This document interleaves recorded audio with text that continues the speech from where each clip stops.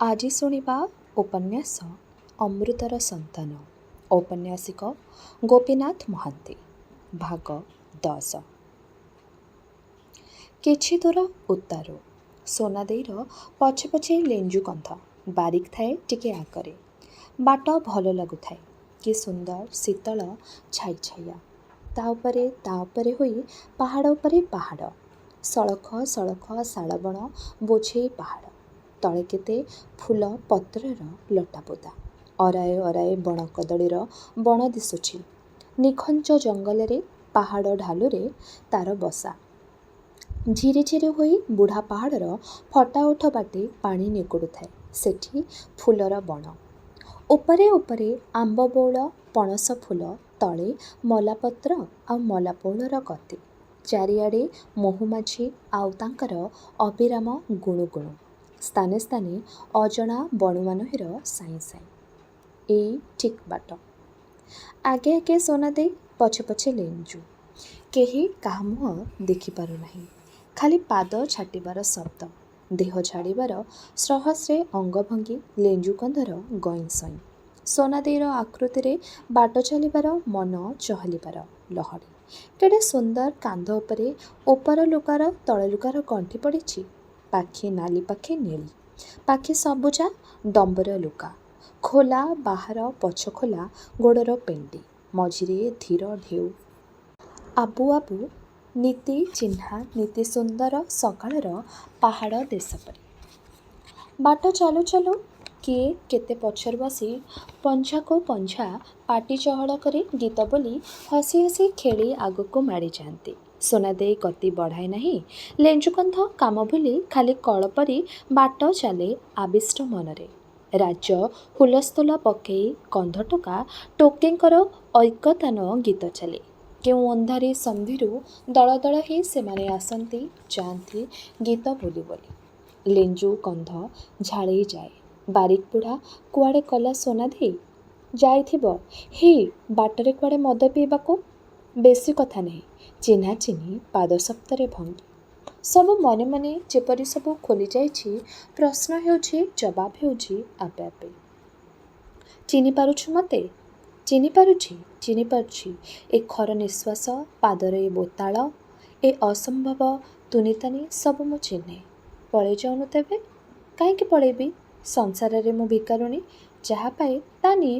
ନେବୁ? ଜାଣେ ନାହିଁ। କ'ଣ ମୁଁ ଚାହେଁ ମୁଁ ଜାଣିବାକୁ ଚାହେଁ ନାହିଁ। ଖାଲି ଯାହା ମିଳେ ତାହା ନିଏ। କହୁଛୁ କ'ଣ? କିଛି ନାହିଁ। ମୁଁ ତେବେ ଯାଏ। ଦେଖାଯାଉ ନାହିଁ ମୂର୍ଖ, ଆପେ ଆପେ କେମିତି ମୁଁ ପଛକୁ ଝାଙ୍କି ହେଉଛି। ଆଉ କ'ଣ ଅଧିକ କହିବି? ଆହୁରି ପାଖକୁ ଯାଏ ଆପତ୍ତି ଅଛି କିଛି? ମୋତେ ଡର ମାଡ଼ୁଛି। ମୋର ବି ସମାଜ ଅଛି। ସବୁ ସମାଜ ପରି ସେଠି ବି ସମସ୍ତଙ୍କର ନିୟନ୍ତା ହେଉଛି ଜୟ। ତେବେ ମୁଁ ପଛେଇ ରହେ? ନା, ଏଇ ଭଲ। ଆମର ମନର ଉଗ୍ର ଆଗ୍ରହ ବଳେ କେବେ ହେଲେ ସୁଯୋଗ ଆଣିଦେବ। ଭୟ ଭିତରେ ବି ଆଶ୍ରୟ ପାଇଁ ଖୋଲ ଅଛି ଦୀପ ତଳ ଅନ୍ଧର। ଲେଞ୍ଜୁ କନ୍ଧ 40 ମାର୍କା। ସୋନାଦେଈ ତାର ଅଧେ। ସେ ବିବାହିତା। ସୋନାଦେଈ ତାର ଲକ୍ଷଣ ଦେଖିଥିଲା, ବୟସ ଦେଖିନାହିଁ। ଦୁହେଁ ଦୁହିଁଙ୍କର ଲକ୍ଷଣ ଦେଖିଥିଲେ। ସେ ବୟସର ଅବସ୍ଥାର ସବୁ ଅସାମଞ୍ଜସ୍ୟକୁ ଘୋଡ଼ାଇ ପକାଇଥିଲା। ଲେଞ୍ଜୁ କନ୍ଧ ଭାବୁଥିଲା ଅନର୍ଥକ ଏତେଗୁଡ଼ିଏ ତାର ତିନି ଫୁଲିଆ ହୋଇଗଲା। ଏଣିକି ଭୋକ ଘାରୁଛି, ତାର ଦରକାର ଭୋଗ। ସୋନାଦେଈ ଠିକ୍ ସେଇ କଥା ଭାବୁଥିଲା। ବାଳମୁଣ୍ଡା ତାର ପୁରୁଷ ନୁହେଁ, ବାଳମୁଣ୍ଡା ତାର ବନ୍ଧନ। ସଂସାରର ଯେତେ ପୁରୁଷ ସମସ୍ତେ ବାଳମୁଣ୍ଡାଠୁ ଭଲ। ବାଟ ଟିକିଏ ନିଛାଟିଆ ପଡ଼ିଲା। ଲେଞ୍ଜୁ କନ୍ଧକୁ ଅଣନିଶ୍ୱାସୀ ଲାଗୁଥାଏ। ବାଟ କରରୁ ଫୁଲ ପେନ୍ଥାଏ ଛିଣ୍ଡେଇ ଥଙ୍ଗେଇ ହୋଇ ସୋନାଦେଈ ହାତକୁ ବଢ଼େଇ ଦେଇ କହିଲା, ନେ ଏଇଟା ପିନ୍ଧିଦେ। ସମସ୍ତେ ଫୁଲ ପିନ୍ଧି ହସି ହସି ଚାଲିଛନ୍ତି, ତୁ କାହିଁକି ଖାଲି ମୁଣ୍ଡରେ ଚାଲିଛୁ? ସୋନାଦେଈ ଚମକି ପଡ଼ିଲା। ଟିକିଏ ହସି ଦେଇ ଚାରିଆଡ଼କୁ ଅନେଇ ଦେଇ ଫୁଲ ପେନ୍ଥାଟି ହାତ ମୁଠାରେ ମୁଠେଇ ଧରି ଚାଲିଲା। କିଛି ଦୂର ଗଲା। ମକଚି ହୋଇଯାଇଥିବା ଫୁଲକୁ ସେ ମୁଣ୍ଡରେ ପିନ୍ଧିଲା। ଏଥର ସେ ତରତର ଚାଲିଲା। କିଲୋ, ଏତେ ତରବର କାହିଁକି ଚାଲିଲୁ? ଭାରି ଡେରି ହୋଇଯାଉଛି ସାଉଁତା।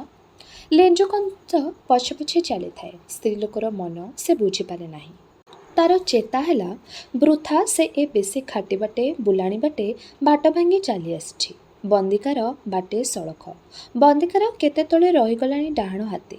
ପଚାରିଲା, ଏ ବାଟେ କାହିଁକି ତୁମେ ଆସିଥିଲ କହ ତ? ସୋନା ଦେଇ ବଡ଼ ସହଜ ଭାବେ କହିଲା, ତମର ବାରିକ ଆଗରୁ କହିଥିଲା ଏଇ ପାଖେ ଗଲେ ମଦ ରନ୍ଧା ଠାନ୍ନୁ ସେ ଟିକେ ମଦ ପିଇଯିବ। ଲେଞ୍ଜୁକନ୍ଧ ଭାବିଲା, ଅନର୍ଥକ ଏ ବୋଲାଣି ବାଟରେ ଉଠାଣି ବାଟରେ ସେ ଆସିଲା। ବାରିକ ମଦ ପିଇବ ବୋଲି କଷ୍ଟ ପାଇଲା ସେ। ରାଗିବ କାହା ପରେ? କେହି କହେ ନାହିଁ ଏ ବାଟେ ଆ ବୋଲି। ଦିଉଡ଼ୁ ମଜା କରି ଧାଙ୍ଗଡ଼ି ଆମ୍ ଖେନ୍ଦା ବାଟେ ଗଡ଼ି ପଡ଼ିଥିବ। ଆଉ ସେ ଥୋଡ଼ାଏ ବାଟ ଗଲାରୁ ମଦ ଢୋଲେ ପିଇ ଆଖି ଢୁଳୁ ଢୁଳୁ କରି ଗୋଟାଏ କରପଟିଆ ଚାଟରୁ ବାରିକ ଆସି ପହଞ୍ଚିଥିଲା। ମଦୁଆ ପାଟିରେ ବଡ଼ ପାଟିଟା କରି କହିଲା, ଅଛୁ ନା? ମୁଁ ସେଇଟା ଭାବୁଥିଲି। ବାଟେ ବାଟେ ଧାଙ୍ଗଡ଼ି ଆମ୍ ଖେନ୍ଦା ବାଟେ ଗଡ଼ି ପଡ଼ିଲା ନା ଆସିଲା। କେମିତି ନିଜର ଧାଙ୍ଗଡ଼ିକୁ ଏକୁଟିଆ ଛାଡ଼ିଦେବି ଯିବ ଅଧା ବାଟରେ? ଏଇଟା କାର ଧାଙ୍ଗଡ଼ି? ମୋର ଧାଙ୍ଗଡ଼ି କି ତୋର ଧାଙ୍ଗଡ଼ି? ମୁଁ ତ ବୁଢ଼ା ହେଲି, ମୋର ଆଉ କ'ଣ? ତୁ ଧାଙ୍ଗଡ଼ା ଅଛୁ, ଏଇଟା ତୋର। ଆର୍ କାଏ ଅର୍ଥାତ୍ କ'ଣ? ଧାଙ୍ଗଡ଼ା ଲୋକର ଧାଙ୍ଗଡ଼ି ହବ ନାହିଁ, ଆଉ କ'ଣ ବୁଢ଼ା ହବର? ହେଇ ସୋନା ଦେଇ, ଆଉ ଜାଟି କଜିଆ ଲଗେଇବୁ ନାହିଁ ପଳେଇବି ବୋଲି। ନିକ ଅର୍ଥାତ୍ ଭଲ ଧାଙ୍ଗଡ଼ା। ହେଇ ଏଣିକି ଆ, ଏଇଟା ତୋର ନିଜ ଧାଙ୍ଗଡ଼ାଟା, ଏଇଟା ତୋର। ତାର ପାଟିରେ ପାପୁଲି ମାଡ଼ି ଦେଇ ସୋନା ଦେଇ କହିଲା, ହଉ ହଉ ଚାଲ ଚାଲ। ପଛକୁ ଅନାଇ ଦେଲା। ଲେଞ୍ଜୁକନ୍ଧ ଆଁଟାଏ କରି ହସୁଛି। ତାର ଛାତି ଦୁମ୍ ଦୁମ୍ ହେଲା। ବାରିକର ପିଠିରେ ପାହା ବୁଲେଇ ଦେଇ କହିଲା, ଚାଲ ଚାଲ। ବାରିକ ପାଟି କଲା, ମୋତେ କାହିଁକି ଏମିତି ଧରୁଛୁ ଲୋ? ମୁଁ ବୁଢ଼ା ଲୋକ। ତାକୁ ଧର, ତାକୁ, ସେଟା ତୋର। ସୋନା ଦେଇ ତାର ପାଟି ବନ୍ଦ କରି ପୁଣି କହିଲା, ଚାଲ ଚାଲ ବା, ଡେରି ହୋଇଯାଉଛି। ଡେରି କାହିଁକି? ଧାଙ୍ଗଡ଼ା ଧାଙ୍ଗଡ଼ି ଏକାଠି ଥିଲେ ଡେରି ସଅଳକୁ କିଏ ପଚାରେ? ଏମିତି କଥା କହୁଛୁ ଗୋ। ବାରିକ ଚହଳ ପକେଇ ଦେଇ ଚାଲିଲା। ତାକୁ ଧରି ଧରି ଚାଲିଲା ସୋନା ଦେଇ। ଲେଞ୍ଜୁକନ୍ଧ ପଛେଇ ଗଲା। ଭାବିଲା, ମଦ ଟିକିଏ ମିଳିଲେ ସେ ବି ପିଅନ୍ତା।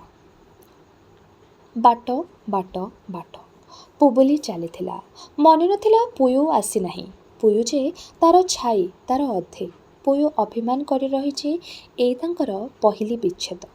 ପୁୟୁ ଉଦାସ ଆଖିରେ ତାର ଗଲା ବାଟକୁ ଅନେଇ ବସିଥିବ। ଦାଣ୍ଡ ପିଣ୍ଡାରେ ଦୀର୍ଘଶ୍ୱାସ ପକାଉଥିବ। ଘରେ କେହି ନାହିଁ। ଜିଆନାଡ଼ ପରି ପିଲା ବକଟରେ ରେକୁଟୁଥିବ ମା'ର ହାଡ଼ୁଆ ଛାତି। ମନେ ନଥିଲା ପିୟୁ ତା'ଠାରୁ କଟି ପଡ଼ିଥିଲା। ଏଥର ସେ ଏକୁଟିଆ ସରୁବାଟ ବଣେ ବଣେ। ତାର 17 ବାଙ୍କ 18 ପତନ, ବାଟନ ଉଚ୍ଛ୍ୱାସ ଅଙ୍କା ହୋଇ ନାହିଁ। କେଉଁଠି ତାର କାହାଣୀ ଚଳନ୍ତି ବାଟୋଇ। ନୂଆ ଲୋକଙ୍କ ଚମକ, ପୁରୁଣା ଲୋକଙ୍କ ସ୍ମରଣ ସବୁ ବାଙ୍କରେ ପଦେ ପଦେ ନୂଆ ନୂଆ ପୁରୁଣାକୁ ପ୍ରତୀକ୍ଷା ପୁବୁଲି ଚାଲିଥିଲା। ପଞ୍ଝାକୁ ପଞ୍ଝା ଟୋକାମାନେ ମାଡ଼ି ଆସନ୍ତି। କୁନ୍ଦିଲା ପରି ଦେହ, କଚଟିରେ ବଳା, ଚୁଟିରେ କାନରେ ବଣଫୁଲ ଗୁନ୍ଥା ହୋଇଛି। ଭାରି ଦର୍ପରେ ଚାଲିଯାଆନ୍ତି ସେମାନେ। ହାତରେ ବାଡ଼ି ବର୍ଚ୍ଛା ଉଞ୍ଚେଇ, ଖୋଲା ଦେହରେ ଆଣ୍ଠୁ ଚାଖି ଧୂଳି। କେହି ଖୋଜି ବସେ ନାହିଁ କ'ଣ ତାଙ୍କର ପରିଚୟ। କେବଳ ଏଇ ଚଳନ୍ତି ଛବି ଦେଖିଲେ ମନ ଭିତରେ କୁତୁ କୁତୁ ସଲସଲ ହୁଏ। ଧାଙ୍ଗଡ଼ି ହସନ୍ତି, ଚୁମୁଟା ଚୁମୁଟି ପେଲାପେଲି ହୋଇ ବିଞ୍ଛାଡ଼ି ହୋଇ ଯାଆନ୍ତି ବଣରେ।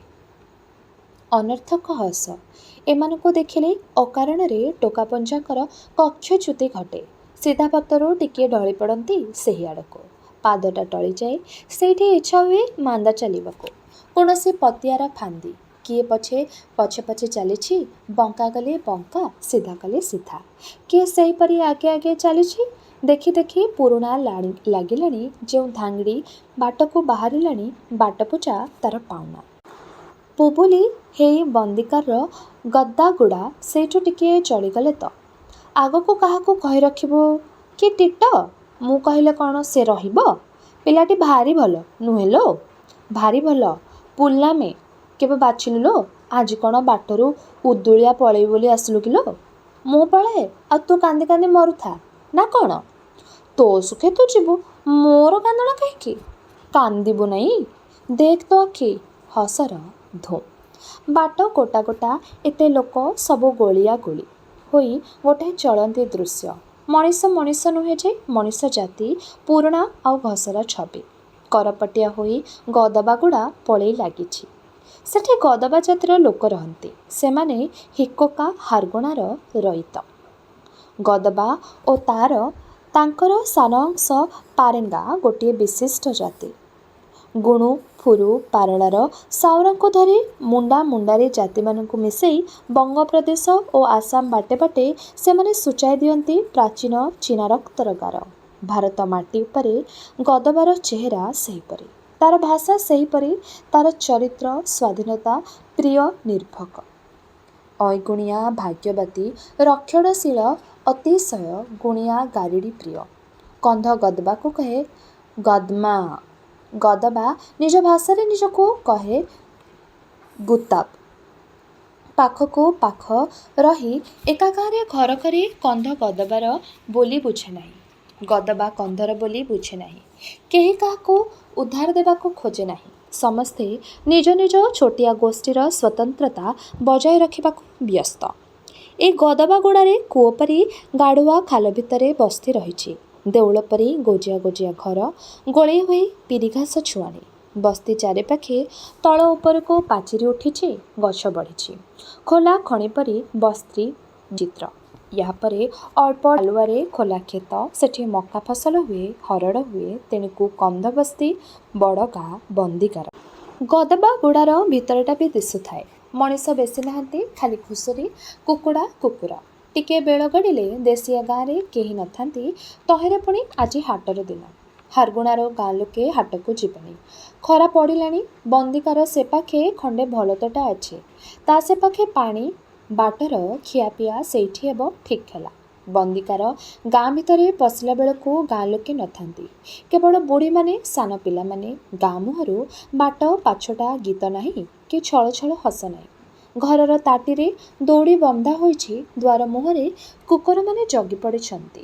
ଏଇ ଘରେ ତୋତେ ଭଲ ମାନିବ ପୁବୁଲି। ଦେଖିଲୁ କବାଟରେ କେଡ଼େ ସୁନ୍ଦର ଚିତ୍ର ହେଇଛି, କେଡ଼େ ପାଲିସ ପିଣ୍ଡା। ତୁ ଘୋଳି ହେଲୁଣି, ତୁ ରହଲୋ ଟିଟ, ମୋର ତ ଗୋଡ଼ ଥକି ନାହିଁ। ହସି ହସି ପଶି ଚାଲିଗଲେ। ବାହାରେ ହସି ଉଡ଼େଇ ଦେଲେ ବି ଭିତରେ ଭିତରେ ପୁବୁଲି ଦବିଗଲା। ଏମାନେ ଏତେ ପ୍ରକାର ଟାହିଟାପରା କରନ୍ତି ମିଛରେ।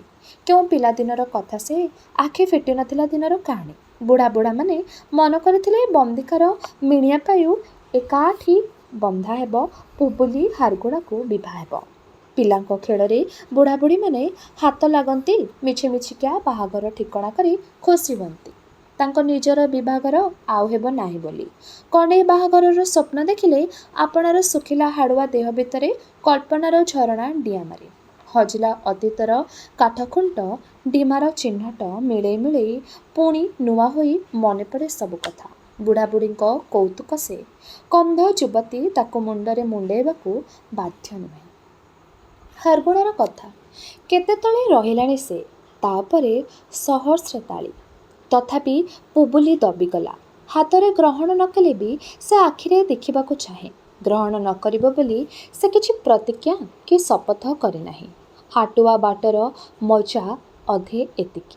କିଣିନେବି ଦର ଭାଉମୂଲ ଦେଖା ପରଖାର ହାରଗୁଣା ନାହିଁ। ଗାଁର ଟୋକାଏ ନାହାନ୍ତି।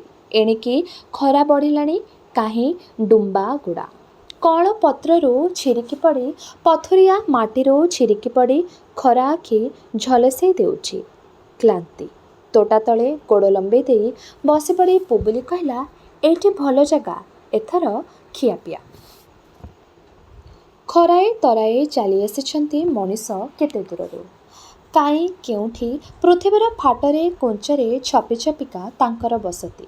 ଦିଗୋଡ଼ିଆ ସିଧା ଠିଆ ଜନ୍ତୁ, ଦେହରେ ଭାରା ପୃଥିବୀରେ, ମୁଣ୍ଡରେ ଆକାଶ। ଗୋଟି ଗୋଟିକିଆ ସେମାନେ କିଛି ନୁହନ୍ତି।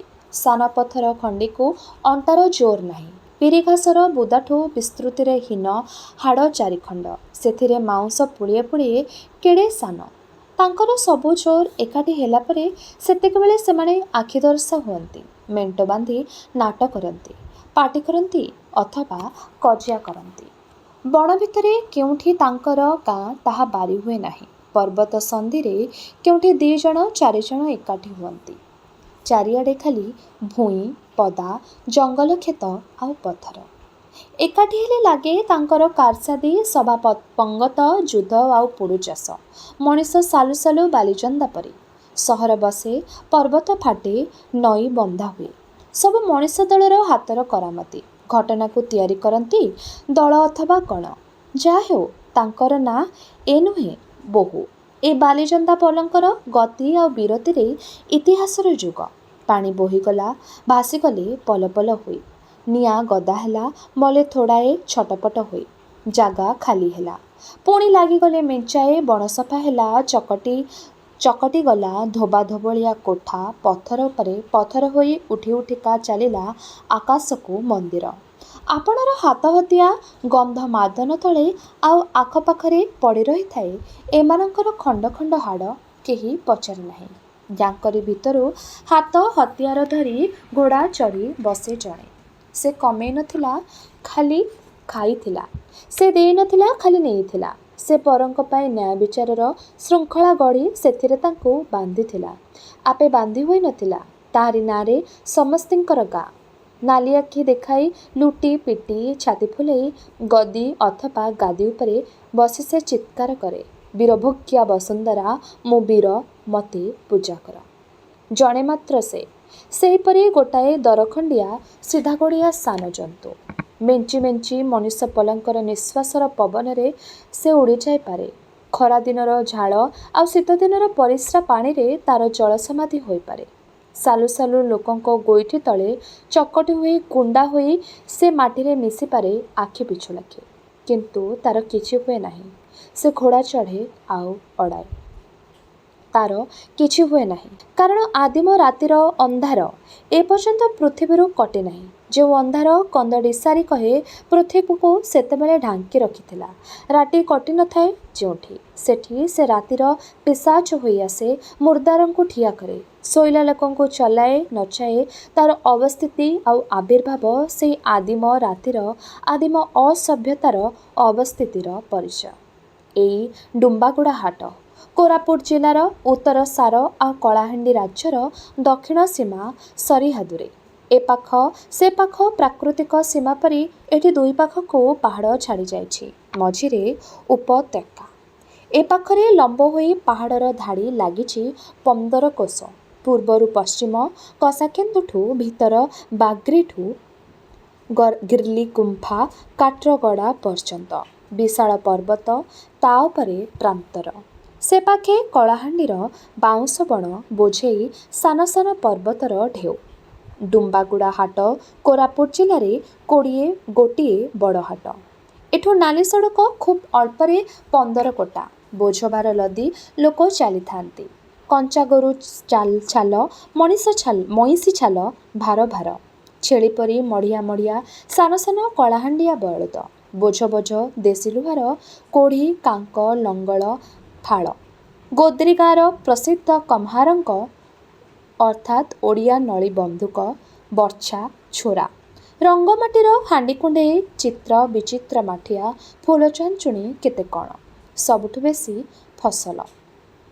ସାନ ସାନ ହାଡ଼ଚମର ଘୋଡ଼ା ପିଠିରେ ଚଢ଼ି ଆସିଥାନ୍ତି ଅତିକାୟ ସାହୁକାର, ନିଶୁଆ, କୁଣ୍ଡଳିଆ, ପେଟୁଆ। ଜବରଦସ୍ତ ସାହୁକାର। କେତେ ବିଶୋଇ ବା ଶୁଣ୍ଢି, କେତେ ତେଲୁକୁ, ମୋପାନ୍ନା, ପାପାନ୍ନା, ଗମ୍ଫା, ଗଧବନ୍ନା, ଅଣ୍ଡାଭରପୁ, ଡାଲିସେଠି, ଢୋଘିଲା, ଅପ୍ଲିସ୍ୱୟାଁ, ପେଣ୍ଟେୟା, ଏଙ୍କାୟା, ସାତେୟା, ଚଲପତରାଓ, ଜଗନ୍ନାଥରାଓ, ରାମାରାଓ, ଗୁମ୍ପୁସ୍ୱାମୀ, ନାରାୟଣ ମୂର୍ତ୍ତି। ଏମାନେ ସାହୁକାର। ୟାଙ୍କ ଜାତିରେ, ୟାଙ୍କ ଦେଶରେ ବି ଚାଷୀ ମଜୁରିଆ ବେଶୀ, ଦରିଦ୍ର ବେଶୀ, କିନ୍ତୁ ଏମାନେ ସାହୁକାର। ଶଗଡ଼ ଆସିଛି, ବାଟରେ ଅଛି। ଟଙ୍କା ଥଳି ଆସିଛି, ମାପିବାକୁ ମାଣ ଆସିଛି, ପୋଡ଼ି ଆସିଛି। ବଡ଼ ମାଣ, ସାନ ମାଣ, ବଡ଼ ମାଣ ଆସିଛି। କିଣିଲା ବେଳକୁ ବଟିଟିରେ, ବିକିଲା ବେଳକୁ ସାନଟାରେ। ବରଗଛ ମୂଳେ ପର୍ବତ ପ୍ରମାଣ କଳା ମିଶମିଶ ଗେଣ୍ଡୁମଞ୍ଜି ପରି ଅଳସୀ ଗଦା ହୋଇଛି। ପଡ଼ି ରହିଛି ମାଣ୍ଡିଆ, ଧାନ, ହଳଦୀ, କାନ୍ଦୁଲ, ରାଶି, ଜଡ଼ା, କନ୍ଦିଆ ଭାଇର ସର୍ବସ୍ୱ। ନିର୍ବୋଧ ଦେଶିଆପଲ ସିଝା କନ୍ଦମୂଳ ବଜାରରେ ବ୍ୟସ୍ତ। ରଙ୍ଗ କରିଆ କାଚମାଳି ଦୋକାନରେ ଭିଡ଼ ଲାଗିଛି। ଶସ୍ତାରେ ସୁଲଭରେ ମାଲ ନେଇଯିବାକୁ ପଥଶ୍ରମ କରି ହଡ଼ାଘୋଡ଼ା ଉପରେ ସବାର ହୋଇ ସାହୁକାର ଆସିଛନ୍ତି। ବୋହି ନେଇଯିବେ ଏକା କ୍ଷେପାକେ ଦୁର୍ଲଭ ଶୁଣ୍ଢି ଘରକୁ, ଚମ୍ପିଆ ଶୁଣ୍ଢି ଘରକୁ। ସେଠୁ ସବୁ ଚାଲିଯିବ ସିଙ୍ଗିସେଠି ଗୋଦାମକୁ କି ଚିଟିବାକୁ ଗୋଦାମକୁ, ତାପରେ ଆଲୋକକୁ। ଫସଲ ଯିବ, ଆସିଯିବ କିଛି ଟଙ୍କା। ଦେଶିଆ ସେତକ ବାଉଁଶ ନଳୀରେ ପୂରେଇ ମାଟି ଭିତରେ ପୋତି ଦେଇଥିବ।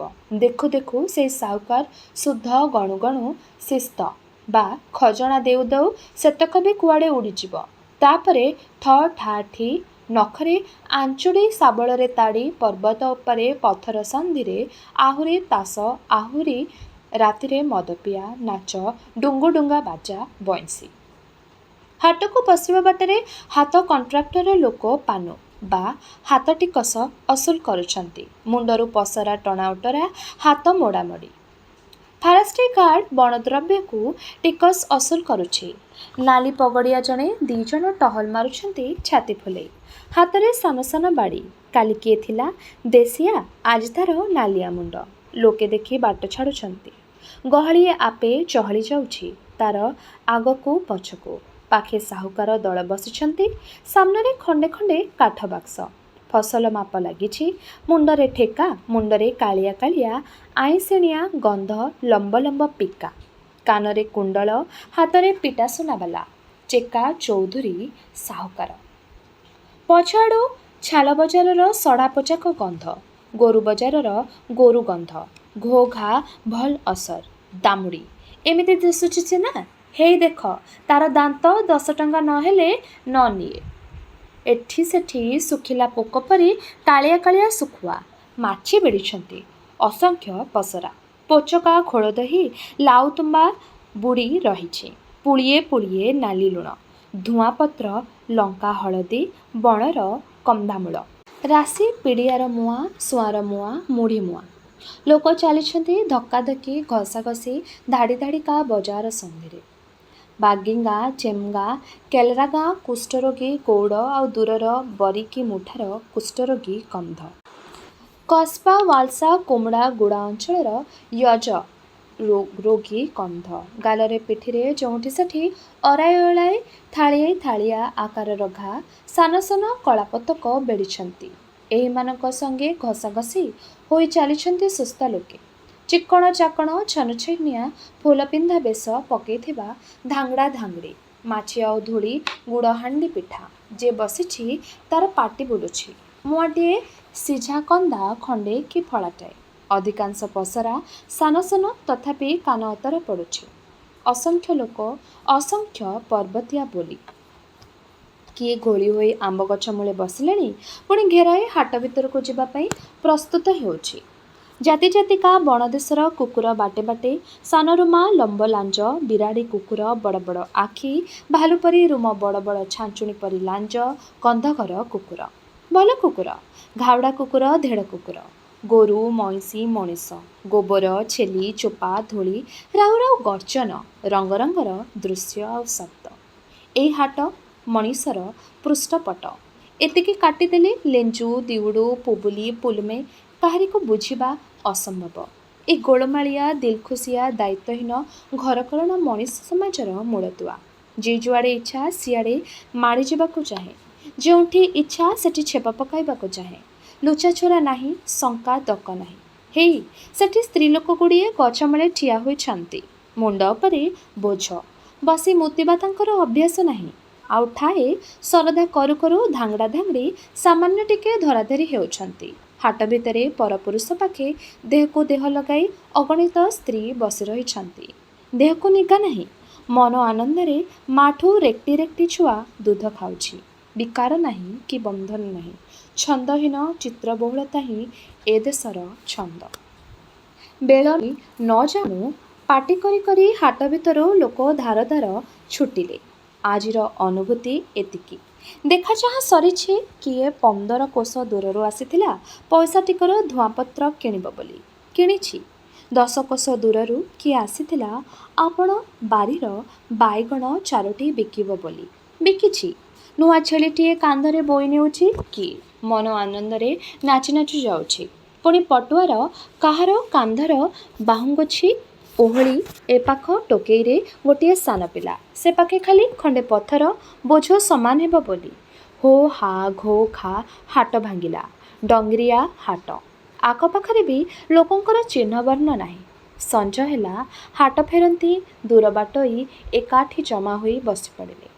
ପୋଢ଼ ଗାଡ଼ ନଈକୂଳ ଦି ପାଖରେ ପର୍ବତ ସନ୍ଧିରେ ଅରାଏ ପଡ଼ିଆ ସେଥିରେ ହାଲୁକା ତୋଟାଳିଆ ଜଙ୍ଗଲ। ଜଙ୍ଗଲ ତଳେ ଠା ଠା କି ନିଆଁ ଜଳିଲା ଦାଉ ଦାଉ। 400 ଲୋକଙ୍କର ଏକାଠି ବସବାସ। ସେଠି କଜିଆ ଗୋଳ ଗପ ସଙ୍ଗୀତ ଗୀତ ଓ ନାଟ। ରାତି ବଢ଼ିଲା, ନିଆଁ ଲିଭିଲା। ସମସ୍ତେ ଶୋଇଲେ। ଉପରେ ଖୋଲା ଆକାଶ, ତଳେ ତୋଟାମୂଳେ ଏକାଠି 400 ଲୋକଙ୍କର ଫଁ ଫଁ ନିଃଶ୍ୱାସ।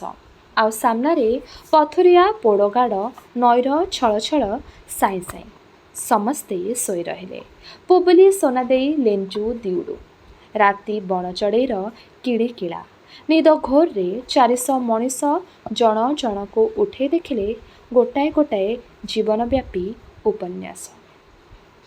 ତେବେ ଏହିଠାରେ ଶେଷ ହେଲା ଔପନ୍ୟାସିକ ଗୋପୀନାଥ ମହାନ୍ତିଙ୍କର ଉପନ୍ୟାସ ଅମୃତର ସନ୍ତାନର ଏହି ଭାଗଟି।